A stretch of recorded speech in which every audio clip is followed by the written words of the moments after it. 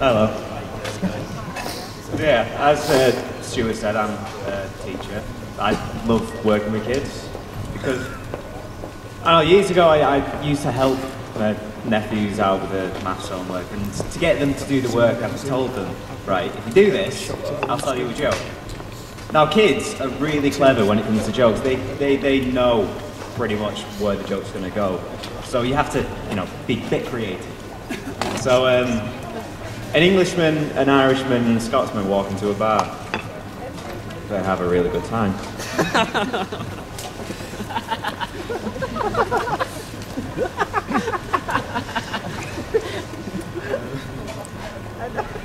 A horse walks into a bar. Barman says, "Why the long face?" Horse replies, "My wife just left me."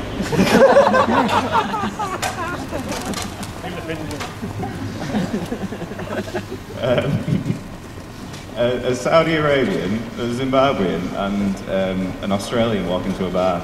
They don't speak the same language, they have no idea what each other is saying, have a really confusing evening as a result. And I've realised that jokes like these are great for kids because I heard the greatest joke ever. Like, it was said by an 8-year-old girl. Okay, and I've heard it so many times, it's still funny.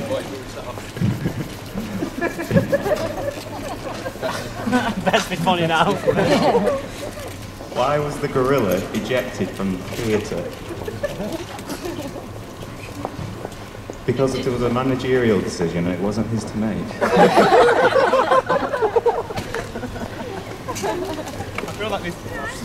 Kids are really funny. Like, they're great. I think they're better than, real people because they haven't developed these ulterior motives yet. They haven't developed well, say for instance, you can give a kid anything to eat and they will eat it, whereas say, now it turns out there's horse on our plates, that we're all up in arms about it. Like, you tell a kid to eat horse, they'll eat horse. I don't understand what the issue is really. They eat horse in every other country. Because horse is nice, it's a leaner meat.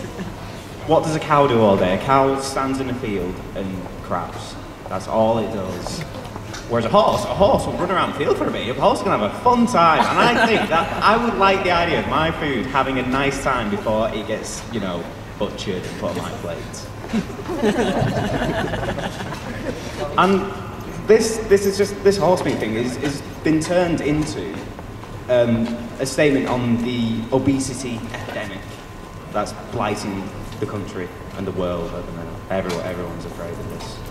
And it's because the horse is only found in processed and frozen food. So therefore, we shouldn't be eating processed and frozen food. It's unhealthy anyway, now they're putting horse in it. So that, companies are already putting fat, sugar and salt in it to make us all addicted. And it's just down to food snobbery. It is food snobbery. Like, the way it's being portrayed in the media at the minute is that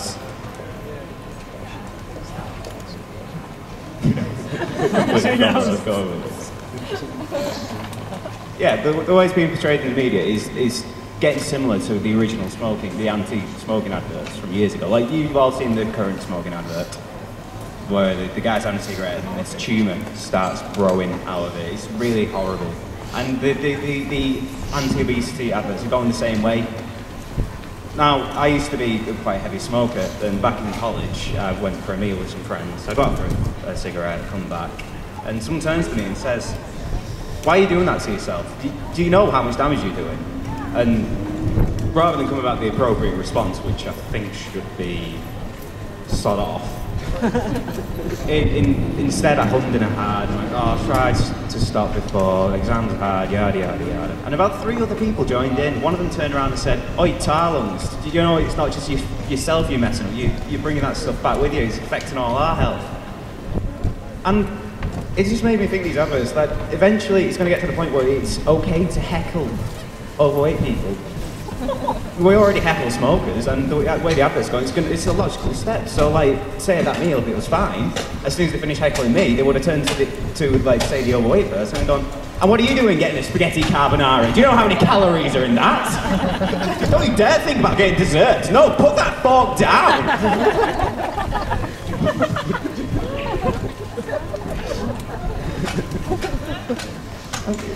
Kids aren't like that. You're a bit nice. Now, as a teacher, when I say I'm a trainee teacher, the first thing people ask me is, well, what do you teach?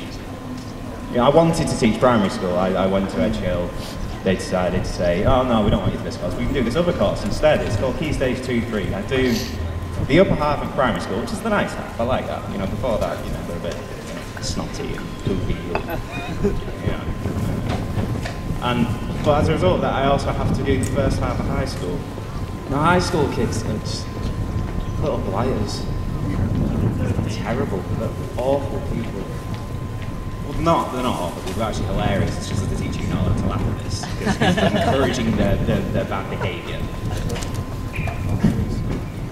So, like, I taught a child who had ADHD and Tourette's.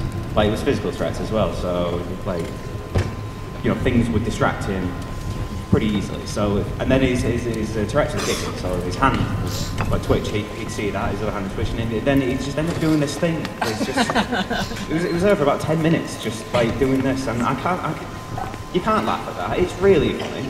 It's terrible. This kid actually has some serious issues, and he's doing that, and you have to just okay. And then you get the naughty ones. The naughty ones are even worse because they are the funniest ones because they know they're funny and they are.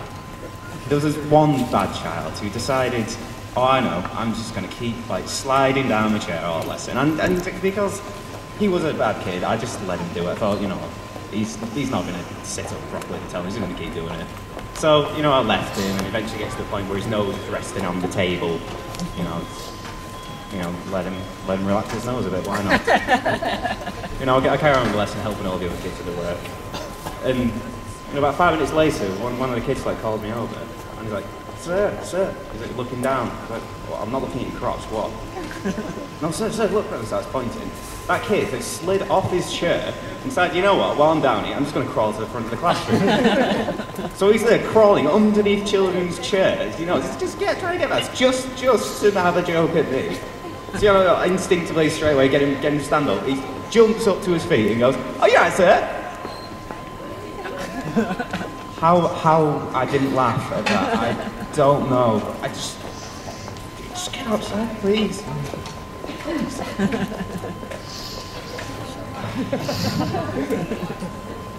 No, there's only, I've got to say, I love teaching kids. I mean, I love high school as well. Like, they're funny and you can't laugh, but it's still entertaining. So. There's only one thing about teaching I don't like, and that's the lack of hygiene some kids have. Not all kids, it's just some, and it's... On the very first placement I was teaching that, and I turn around, and there's about 7 fingers up in all different noses all around the classroom, and straight away Alton jumped straight down. Makes it more obvious, you know.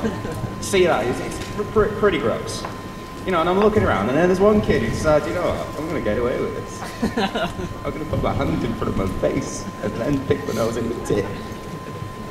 You know, absolute genius there. I did not see that at all. Oh, that was even worse. And then one kid laughs and blows these 2 snot bubbles, and it's pop on the table. It's just, oh, it's so disgusting. Oh, snot. Yeah, that's my experience.